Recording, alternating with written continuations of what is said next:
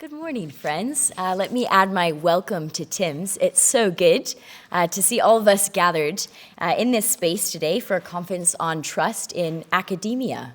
It's kind of hard to put a question mark after the title and a period at the end of a sentence simultaneously, but trust in academia is our topic. And we're honored to have Dr. Tom Simpson with us today to facilitate this event, which has been crafted around his book entitled Trust, a Philosophical Study. So we look forward to hearing what Tom argues and thinking together about how that relates to existing as followers of Jesus in the academy. Now, we may be far more accustomed to associating words like trust and faith with the local church than we are with the academy. But trust really is a significant issue within academia, isn't it? Academic research can shape society in very powerful ways. But how can you know what research to trust? What role does trust have as we examine sources, interpret data, and relate with our colleagues? Trust can often seem naive, and many enlightened academics would operate explicitly or implicitly with what might be called a hermeneutic of suspicion. Yet we also know that trust is at the heart of the Christian confession.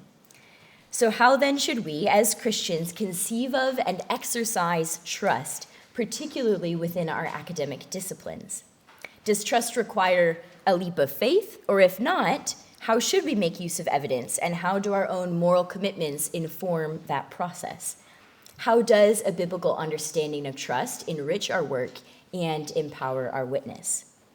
So these are some of the questions that we'll be exploring today. I hope your appetites are properly whet at this point. And here's the plan for the morning. So first we'll hear our plenary address from Dr. Simpson, followed right away by a Q&A that he will facilitate. And then we'll have a nice tea-coffee break in good British style and gather back in the lecture theater for 3 interdisciplinary responses from academics who will consider the implications of Tom's work for their own respective disciplines. As has been sent in an email and was folded into the prayer, unfortunately, one of our respondents, Christy Mayer, is unable to join us today. She's contracted COVID, which turns out still does exist. Without diminishing in the slightest our disappointment that she cannot be here, we are very grateful that Daniel Gilman has very kindly agreed to step in at short notice. And not only that, but he has been particularly enriched by having such a concentrated engagement with Tom's work. So I'm just going to call that the superabundant economy of God's kingdom. And we'll be delighted to hear from Daniel later in the afternoon. But now, for our plenary. So Dr. Tom Simpson is Associate Professor of Philosophy and Public Policy at the Blavatnik School of Government at the University of Oxford, as well as a Senior Research Fellow at Wadham College. Tom's research has focused on trust, freedom, and ethical issues related to technology and security. If any of you were present at the Forming a Christian Mind conference back in 2022 with Christopher Watkins, Tom was a respondent then. And evidently, he did such a good job that he's been upgraded. He's been promoted to plenary with no pressure to the forthcoming respondents today. But actually, I did sign up for this conference because I saw his name and thought, I just remember his response was particularly insightful and substantive. So now that we're all primed with an appropriately great expectation, would you please join me in giving a warm welcome to Dr. Tom Simpson?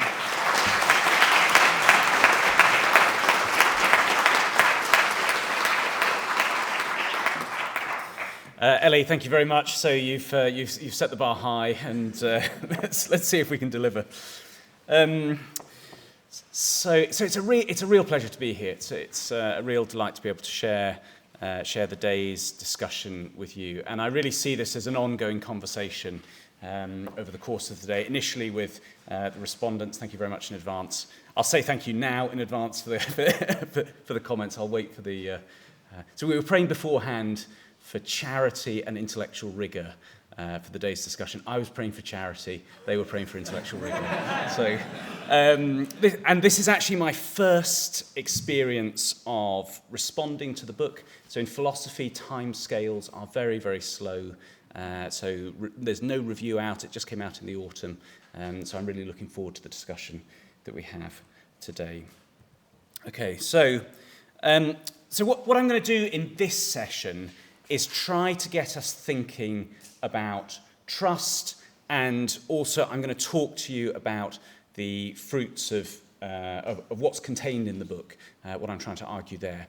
And this is really by way of giving a kind of shared baseline for the start of the discussion, and then some of the questions that Ellie's advertised, which are absolutely vital and central to the day, will emerge as we go on in the course of the discussion. Okay, so that's the goal for this period. So why work on trust? And in the lead up to this, I was invited to just say a bit about myself biographically and what led to this, because it's a human journey as well as an academic journey. So I came here as an undergraduate to Cambridge in 1999. I spent 3 years studying philosophy on the Tripos here. I came up as a Christian. I'm very grateful to my parents. I was born in a Christian family. I had a very secure anchoring for that. But I came to study philosophy in part because I wanted to address the question, why am I a Christian? Like, what's the justification for this? How do I make sense of this? And as a result, I spent my time exploring particularly questions of epistemology and metaphysics. So these are questions of how we know about reality. And I found myself reading, if you like, the alternative canon.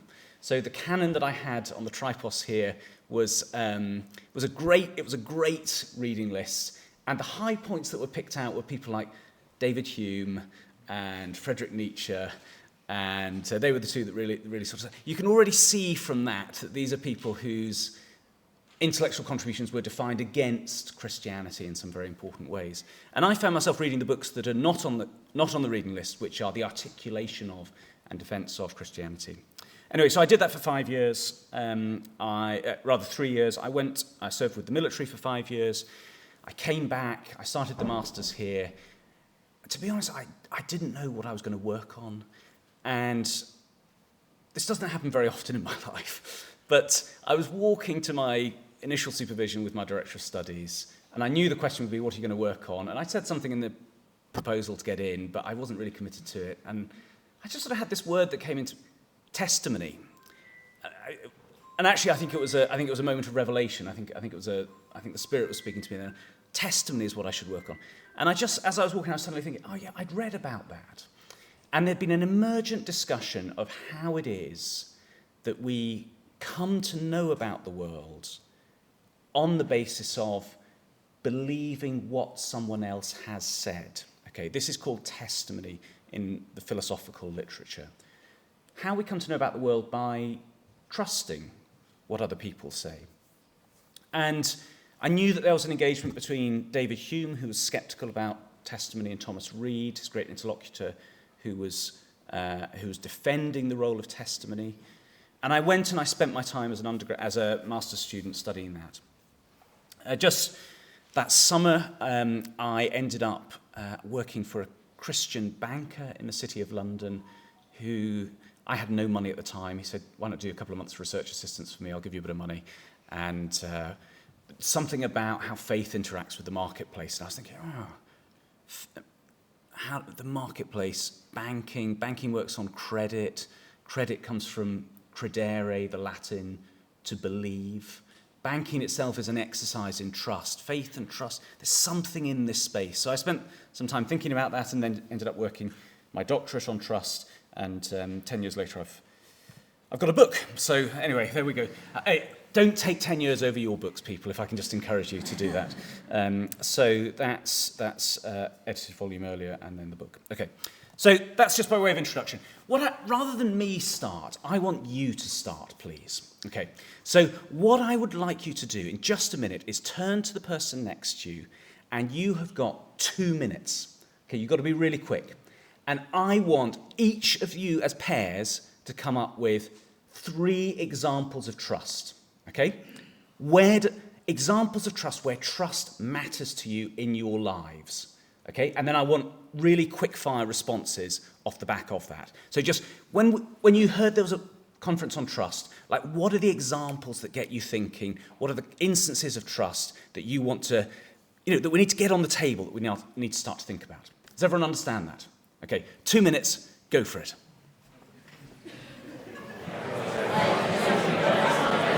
Okay, sorry to break in.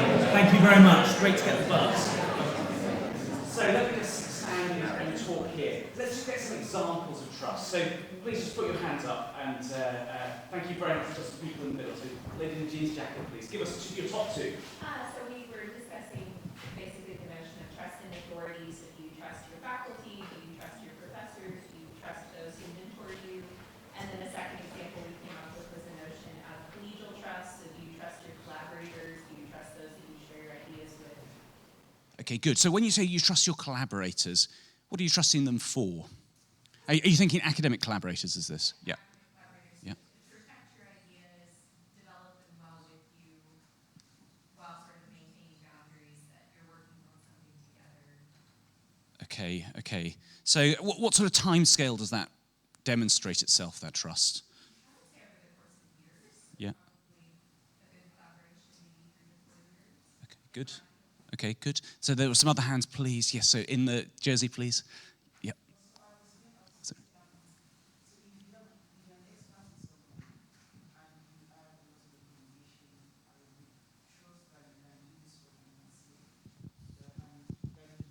Deliver it perfectly. Thanks. Okay, sorry, go on. Yes. Yes. So overall, if you're an expert, if I've seen your the work you've done, and someone recommends you, even if you're a chef or something, even if it's just food or anything, it doesn't have to be academic. I can trust that I can recommend you, or I can use you, and I know that everything will be delivered perfectly. Okay, so you, if someone you can trust, you'll get good outcomes from trusting good them outcome. if they're reliable, if they're trustworthy. Yes, dependable. Yeah. Okay. Good. So good outcomes. Good.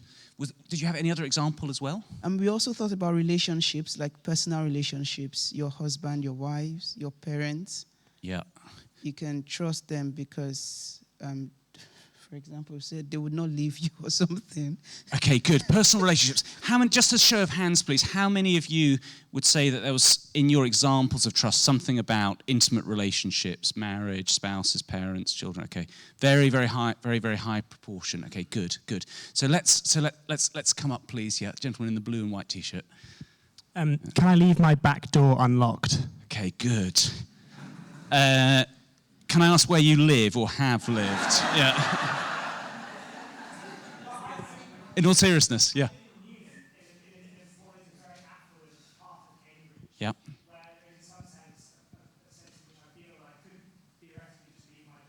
Yeah. Good. What allows us to have neighbourhoods of trust? Yeah, good. So how many of us here grew up in neighbourhoods where you would leave your door unlocked? Okay, and how many of those in which you would not leave your front door? Okay, interesting, very interesting. Good. So it's a real question. So is trust like a default stance that you can adopt? Okay, other examples, please. Yes, in the purple top, lady in the purple top. Yeah.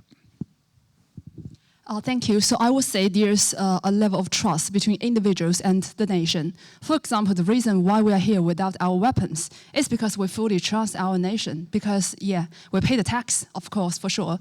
So it will safeguard our, safety. So I would say that's a fundamental level of trust between us and our nations. Okay, good. So in the thought there is the social context in which we live can be one that sustains a kind of background level of trust, and in some contexts that's not going to be true. And the nation identification with the nation can be a source of trust sometimes. Okay, good. Let me just take two more, and then we'll tie it together. So, lady in the multicolored jersey, please. The first one I thought of was just simply vehicles. We trust the aeroplane and the pilot and the engineers, or even the car I drove here in. Yeah.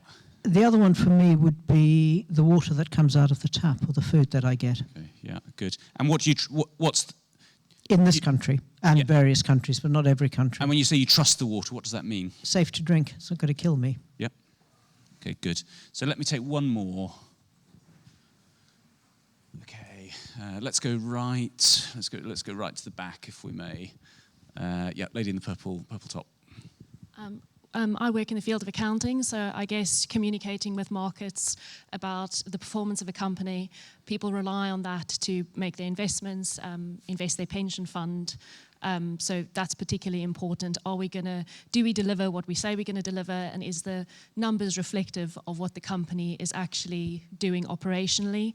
And then the second example is the decisions we make with regards to our physical well-being. If I take the example of COVID, what decisions are you going to make based on what research? Are you going to take the vaccine or not? Are you going to look at the yellow card system of the incidence of, how many people were affected by the vaccine or not? I appreciate this is a controversial view, but I thought it's, good to introduce that, given that we're all, working in a scientific community. What research do we produce, and how does that influence the world? Can people trust that? Okay. I think that's particularly important. Absolutely. I mean, and this is a major topic, right? So if public health outcomes are going to be impacted by vaccine take-up, and vaccine take-up is fundamentally impacted by whether people trust the structure of science to get it right, trust the political authorities to recommend what is good for you, versus if they distrust it, then trust and distrust becomes this mediating influence on wider society. Okay, this is really, really helpful. So let me draw together a couple of themes from this.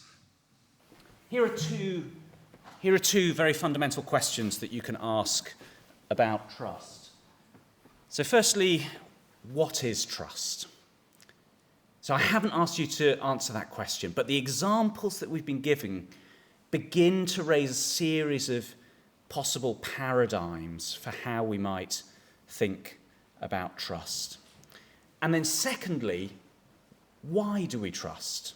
Okay, so already with the vaccine example, but we see it there with many of the other examples, we're beginning to think, what is the justification for my trust? Like, is my trust well-placed or badly placed? It seems like I can criticize my trust or I can defend my trust on some basis. And what is that basis? So here's just some thoughts on what is trust. My own view is this. I think it can be a mental attitude. That's the instinctive way that we think about trust. And it can be variously affective, cognitive, and conative. Okay, what do I mean by that? Affective, it can be a matter of emotion. So think about the examples of trusting your spouse, your husband or wife, trusting, well, I don't know how many parents here would trust their children. That's and equally, I don't know how many children here would trust their parents. So if things have gone well, you do, but many people will carry, that's part of the scarring of difficult childhood, that you may not trust your parents or caregivers. It can be cognitive, so it can be based on a rational assessment of the way that the world is. So an example there that we had just right towards the end, accountancy. So think of an investor doing due diligence on a company before they decide to invest. Is that a matter of emotion? Doesn't seem right. It's a matter of assessment, more obviously, of the trustworthiness of the company. And it can be conative, so it can be a matter of decision, of deciding to trust. But my own view is it can be not just a mental attitude, it can be a disposition. So we can talk about a trusting person, someone who's disposed to come to the attitude of trust. It can even be an action. So you jump out of an aeroplane on a parachute jump, you're kind of trusting the trust in the parachute is demonstrated by the jumping out of the plane. Okay, that's the action is the evidence, maybe constitutes the trust. I think we can also talk about trust as a three-place relation where A trusts B over X. So just trying to think of an example there. An authority figure gives you some advice or tells you the way something is. You trust that authority figure for the truth of what they say. But it can also be a two-place relation where A trusts B. So one variant of that might be the relation with a supervisor or a collaborator. You trust that person in a more holistic sense, and that stretches out over many years. Potentially it's proven over many years. Now, it issues in instances of three-place trust. So I get on the bus, I trust the bus driver to take me where I want to go. That's three-place trust. But my relationship with my supervisor may be more a trust of them as a person, which is then revealed by my willingness to trust on particular instances. And the two-place relation often explains the three-place relation. So at least in my view, and I'm actually something of a marginal voice in philosophy on this, but I think it's very compelling when you look at trust as a data. I'm what you'd call a pluralist about trust. So I just think there's no fundamental truth of the matter about what, quotes, the definition of trust is. I think trust can take many and plural forms, and I think this is a fundamental feature of our theorizing about trust. So, but this question, the question, why do we trust? This is the fundamental question in my book that I'm going after. And I think this is, I'm going after that question because I think that it is answerable, and I think it's answerable in an interesting way. So again, just working with the examples that you gave, when we look at these instances of trust, they can matter for different reasons. So for some of them, think about drinking water. When I trust the water, I trust that the water is safe to drink. What I'm trusting there is my health, my life, my safety. Other examples of trust have that same, what you might call existential flavour about them. So I trust the aeroplane, it's my life at stake in that instance. Okay, you saw the video of the door on the Boeing jet flying open. Okay, so it's more of a question, right now than it has been in the past. Leaving the door unlocked. Again, these are questions of personal safety, the safety of your personal property. Investment decisions. Trust can matter instrumentally, okay? It can matter because of what the trust enables for you. Now, I think trust can matter in a different way as well. So we actually didn't get much of this perhaps in the examples, but suppose I'd bumped into you down in the coffee just before we came up here, and I'd said to you, oh, it's lovely to meet you, it's really nice to meet you. Could you just remind me of the time, please, just because we're starting at 10 o'clock, and you looked at your watch and said, oh, it's 10 to 10, you're fine, you've got loads of time. I said, oh, thank you very much. And I walk over to someone else and I say to them, oh, can you just tell me the time, please? Okay, what? I need to make sure that, and they say, oh, it's 10 to 10. Okay, how do you feel at that point? Not so great, right? Okay, you feel like this, I sort of not really treated you properly, have I? I've asked you for something, you've offered it to me in good faith, you've invited me to trust you at that point. I've actually asked you to let me trust you, and I've not trusted you, have I? I've explicitly gone to check what you've said with someone else, okay? So do you follow the example? You know, being distrusted can actually be quite a profound sense of slight on the person.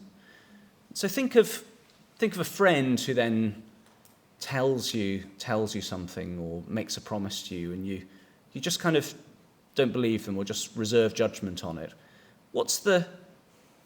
Are you still friends at that point? Well, your friendship might survive it, but it begins to put pressure on it in some way. So I think trust can also matter interpersonally.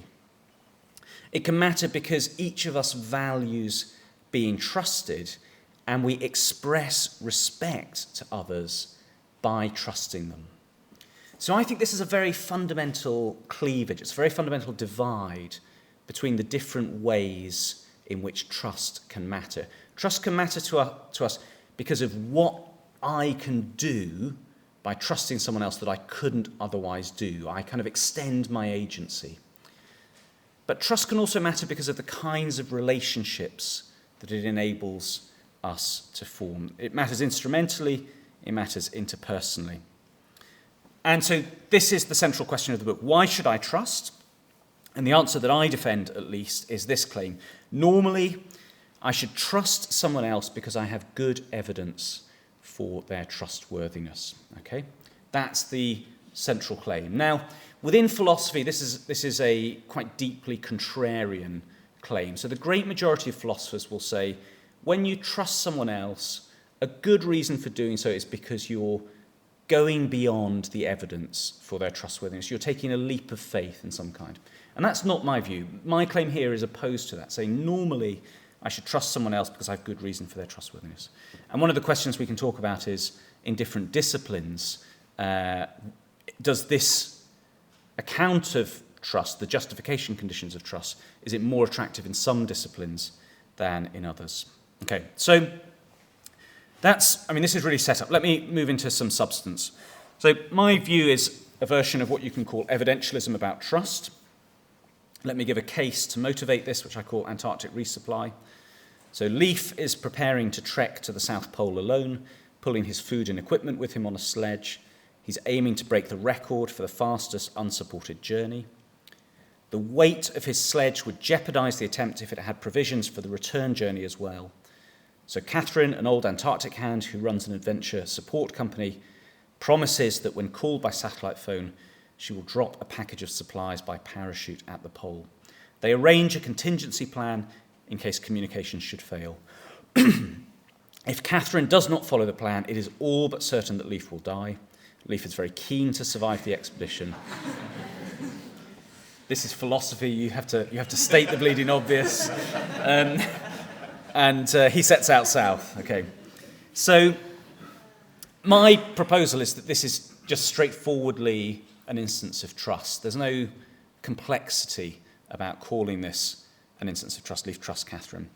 But I also think that Leif should trust her only if, on his total evidence, it is sufficiently likely that she will follow the plan. We might say that she will be trustworthy. Now, we might want to interrogate what sufficiently likely means. Just as a first pass, I want to say it's sufficient for practical purposes, given the risks of what's at stake. And so I think that when deciding whether to trust her, he should exclude from his deliberations non-evidential factors that bear on this question. Trust which does this follows the evidence, and it does so because of an overriding concern for outcomes. So let me just illustrate this to get to the point. So suppose Catherine's his cousin. Is her being his cousin a good reason for him to trust her? What I say is, by itself, no. Okay? Now, it might be the case that the fact that she's his cousin makes her more likely to follow through on the plan, okay? Because there's family loyalty, there's love at stake. Absolutely plausible. And if that's the case, the fact that she's his cousin is extra reason, it's an extra piece of evidence for him to trust her, because she's more likely to be trustworthy. But look, take the rose-tinted glasses off, plenty of cousins don't really care for each other. So suppose she's, and in that situation, the fact that she's his cousin gives no extra reason. And what about if she's his cousin, but she's actually not very reliable? Should he take account of family loyalty and not go with her, as it were, rather than someone else who's more likely to do it, but not his cousin? I say in that situation, he shouldn't do that. He should trust the person who is, on balance, most likely to be trustworthy. So what we have there is we have a category of reason, in this case a family reason, a reason of loyalty, which I think in this case should be excluded from consideration. Catherine's, at least, decision to trust should be based primarily on a deliberation about whether she'll be trustworthy, with that deliberation taking account of only the evidence. Okay. Now, we can say more about what the other scenarios are where this might be true, but I'm just aware of time, so I'm going to move on. So, evidentialism about trust is preparatory to a stronger claim that I also want to make, the claim that trust is normal. So what do I mean by this?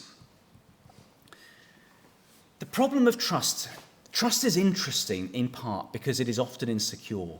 It's often rational for the person trusted to renege on their commitments. You make a promise to do something for someone in the future, it's just easier not to do so, or even to betray them. They've come to trust you because of what you're offering them, but you can gain more in some short-term sense by reneging on them. And this problem is solved, I think, by what you might call our second personal attitudes, in which I hold you, so it's second personal, it's an I-you relationship. I hold you to account for fulfilling your commitments. And these give us both direct and indirect reason to be trustworthy. They give us direct reason to be trustworthy because insofar as I'm a moral person, I want to live up to my commitments, I feel I have an obligation to do for you, to honour my commitments to you, and my sense of obligation gives you a reason to trust me. And it also gives indirect reason, because even if I'm not a moral person, all the people around us, are going to hold me to account for acting fairly, for living up to my commitments. And these second-person attitudes are a very deep feature of what it is to be human, I think. And I think that their function is to enable us to trust people when they are trustworthy. So trust is normal in this first sense, in a teleological sense, that the function of our practices of trust and distrust is to enable us to trust, segueing directly from one person's commitment to the other person's reliance on their commitment through belief. So it's a teleological claim. I think trust is also what you might call a rational default attitude. So when we have a particular practice which has a particular purpose, other things equal, we have a rational presumption that that purpose will be achieved. Okay, this is defeasible. It's subject to being counteracted by evidence to the contrary. Think of a car. So the function of the engine of a car is to drive the car. Okay, other things equal, I have a default presumption that when I turn the key in the ignition, the car is going to get going, and the engine is going to perform the function of driving the car. I have this default presumption. Now, this is overridable, okay? So I go to the car and everything's falling off and there's oil leaking below it, okay? So then it's less rational for me to think that the key's going to work and the engine's going to work as a result. Other things equal, the system gives me a rational presumption in believing that it will function effectively. So trust, as contrasted with distrust, seems to me is a rational default. And a third sense, these are all separable senses, in some contexts, the rational default attitude of trust is usually unrevised. So the door locking example is just a great example. It's just this when people talk about trust, we reach for hyperbolic metaphors about the air that we trust is like the air that we breathe. It's like the water that we drink. We live in an environment, an atmosphere of trust, and in some contexts, mercifully, that is true, and in other contexts, distrust is probably the prevailing attitude. Okay. So let me just really come to an end. So my claim is that actually, I won't go through this because of time, but the stronger claim is that normally the kind of trust which is appropriate is the kind of trust that follows the evidence. And let me just pull this back to the anchor for the day. How does this relate to our Christian commitment, which I assume to be shared amongst those of us here, and our desire to honour God with our minds? So what I omitted to say right at the start is the question for me of testimony and trust.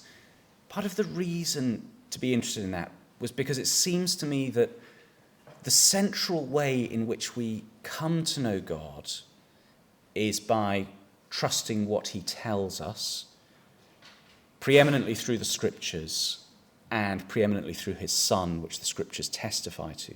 So Jesus testifies to us, and by trusting what he says, we can come to know core propositions about God. And it seems to me that the life of faith, which is the life we lead as Christians, the life of faith is fundamentally a life of trust. In fact, I take trust to be of the essence of faith. So in the book itself, there's 7 chapters. I've had to omit about 4 of the chapters in this summary. We may talk about that as we go. The final chapter is on trust in God, where I defend the claim that to trust in God under normal circumstances results in and incurs a rational liability to believe what it is that he says. And really, for me, I see the book as an initial step on a wider justificatory project of trying to explain why trust in God is rational. Okay, so that's not where the book starts, but it is where the book finishes and the project that I think the book leads on to.